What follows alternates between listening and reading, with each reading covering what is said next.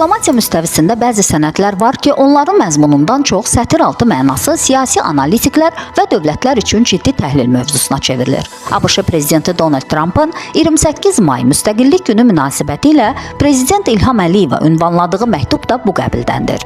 Trump'ın məktubu ABŞ-Azərbaycan münasibətlərində nəzakətli diplomatik jest olmaqdan daha çox Vaşinqtonun Cənubi Qafqaz regionuna dair yenilənmiş baxış bucağını təcəssüm etdirən siyasi mətn kimi qiymətləndirilə bilər. Bu məktub Vaşinqtonun Bakı ilə münasibətlərinə verdiyi dəyərin, bölgəyə baxışının və gələcək əməkdaşlıq xəritəsinin sözlərlə cızılmış eskizidir. Hər sətrində gələcəyin siqnalları oxunur. Enerji təhlükəsizliyi, regional sabitlik, iqtisadi tərəfdaşlıq və Cənubi Qafqazda yeni çağırışlara birgə cavab axtarışı. Hazırda Trump administrasiyasına yaxın dairələrin yenidən diplomatik səhnədə görünməsi və Bakıya isti mesajlar göndərməsi münasibətlərin yeni mərhələyə keçdiyinə işarədir.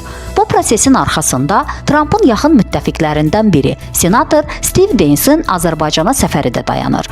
ABŞ enerji təhlükəsizliyi və regional sabitlik məsələlərində Azərbaycanla daha sıx tərəfdaşlıq qurmağa meyilli olduğunu bəyan edir. Bu isə həm ABŞ-nin itirilmiş təsir gücünü bərpa etməsi, həm də Azərbaycanın beynəlxalq mövqeyinin daha da möhkəmlənməsi baxımından əhəmiyyətlidir.